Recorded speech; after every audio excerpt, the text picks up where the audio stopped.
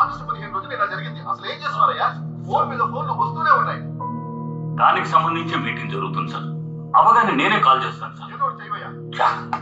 ఈ లోకుడు ఉన్న టెన్షన్ చాలు కానీ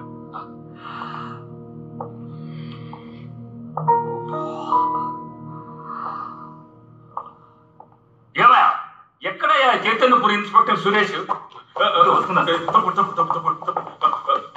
సార్, నీ ఏరియాలోనే బోలెడు నీళ్లలో రాబరీ జరిగింది. ఎక్కడికి వెళ్ళావయ్యా? సార్, హోమ్ మినిస్టర్ తో స్కూల్లో డ్యూటీలో ఉన్నాను సార్. బాగుంది. నిన్ను ఆయనతో పాటు ఉంచుకుని ఆయన నాకు ఫోన్ చేస్తున్నాడు. నాన్సెన్స్. పోలీస్ హిస్టరీలోనే first time August 15 Independence Day నాడు ఇంత పెద్ద రాబరీ జరిగింది.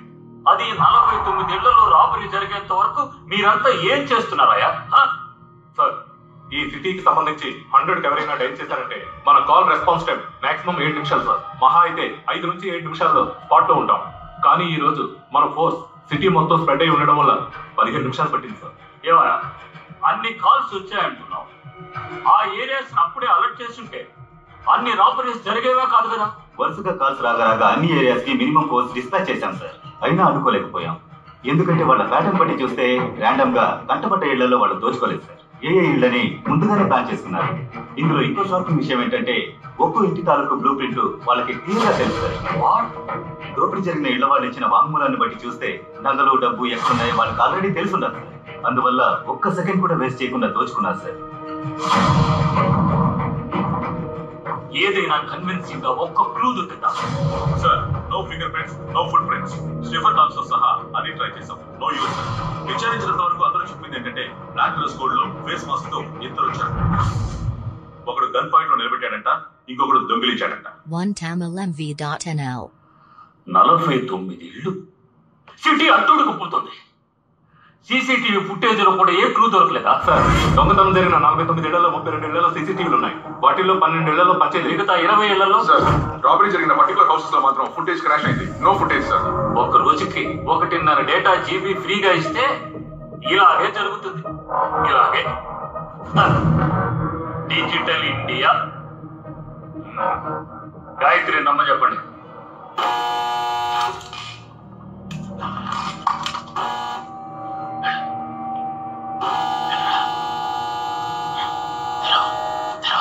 అయ్యగారు, నేనే పర్మిషన్ వచ్చాను అయ్యగారు.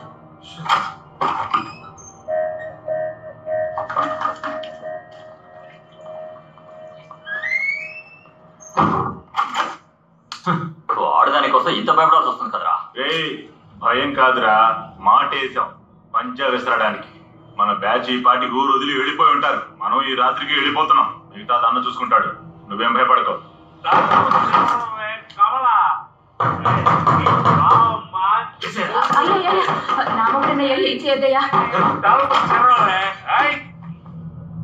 ఏంటి బ్యాంక్ ఆఫీసర్స్ అందరూ వచ్చారు? వస్తే ఏంటి ఆ చూపు? బావ 2 రోజుల నుంచి తలుపు తోడుతున్నాడు. కమలా ఎందుకు తెరవలా? తెరవలా వినపడలా? రైమింగా ఒక్కడ పీకేరాడు. రాత్రంతా ఇంటికి రాకుండా ఎక్కడెక్కడ ఊరు మీద తిరిగి వచ్చావే. తాగుతాను తిరుగుతాను, అది నా ఇష్టం. రెచ్చిపోతున్నావంటే నిన్ను కొట్టాను. అవును, ఏమే వాళ్ళు నిన్ను కిడ్నాప్ చేశారా లేక నువ్వే వాళ్ళని కిడ్నాప్ చేశావా? ఏంటే రౌడీలతో బెదిరిస్తున్నావా? ముగ్గుడు అయిపోయాం చూస్తున్నా. పోకిరిలా మాట్లాడమనుకో. ఎవరిని పట్టుకుని పోకిరి అంటున్నా? నేను పోకిరినే. 1వ నంబర్ పోకిరి.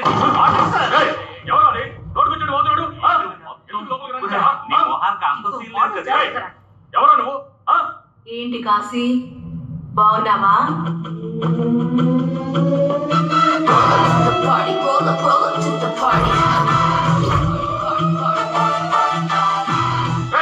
ఏంటో చూసి నిలబడ్డారు? ఏం చేయండి?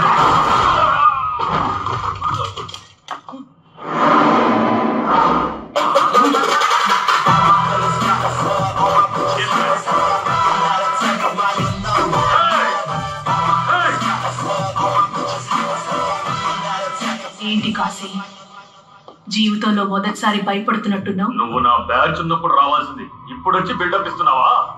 ఓ, నీ బ్యాచ్ అంతా ఊరికి వెళ్ళిపోయారు అనుకుంటున్నావా? ఇక్కడికి 2 కిలోమీటర్ల దూరంలో గవర్నమెంట్ హాస్పిటల్ ఉంది. అక్కడ మార్చురీ అని ఒక ఏసీ రూమ్ ఉంది.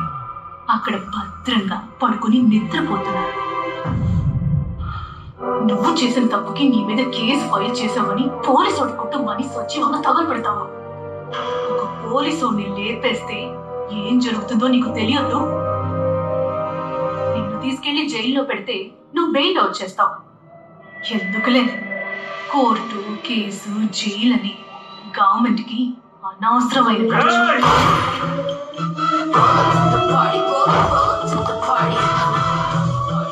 కుమార్, కాశీని పాత బస్తీ గ్యాంగ్ వార్ లో లేపేశారని బాడీని మార్చులకు పంపించండి. Okay madam.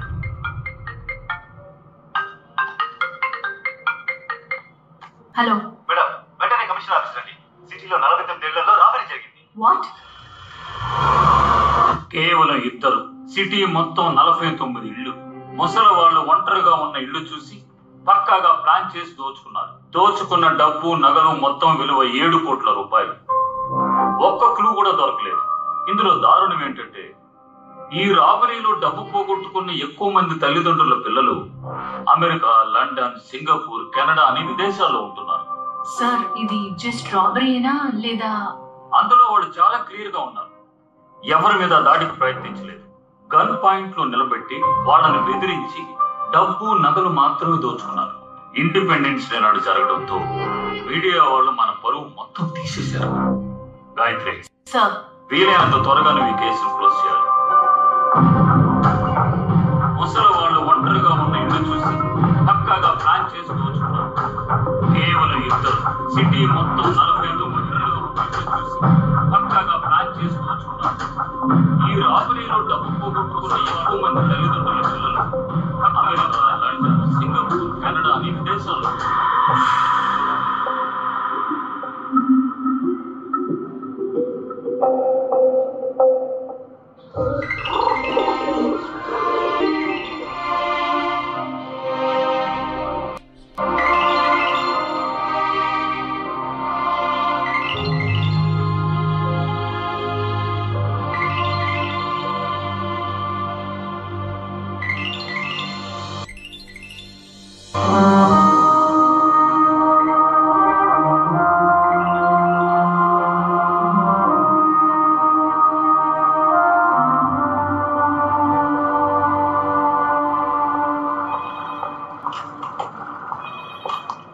మేడం, మీరు అనుమానించింది కరెక్టే.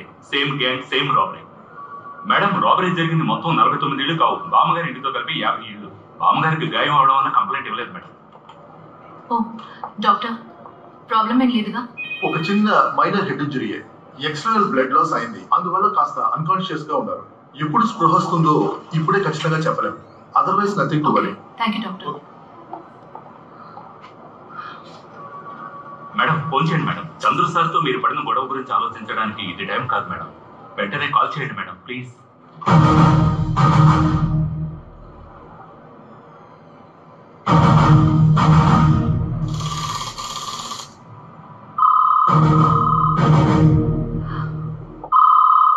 Yes? Hello, I'm calling from Hyderabad. I would like to speak to Major Chandru, please. It's an emergency. He already left for Hyderabad. It's been 7 hours. I guess he'll be there by morning. Okay. ఏమైంది madam? తను already బయలుదేరాడట. అసలు మీరేమంటున్నారు? మనకి ఇప్పుడేగా తెలిసింది. ఎంతలో ఆయన కదా. నీకు వాడి గురించి తెలియదు. నీకు గుర్తుందా కుమార్? రౌడీ కాశీ తమ్ముడు గుణ.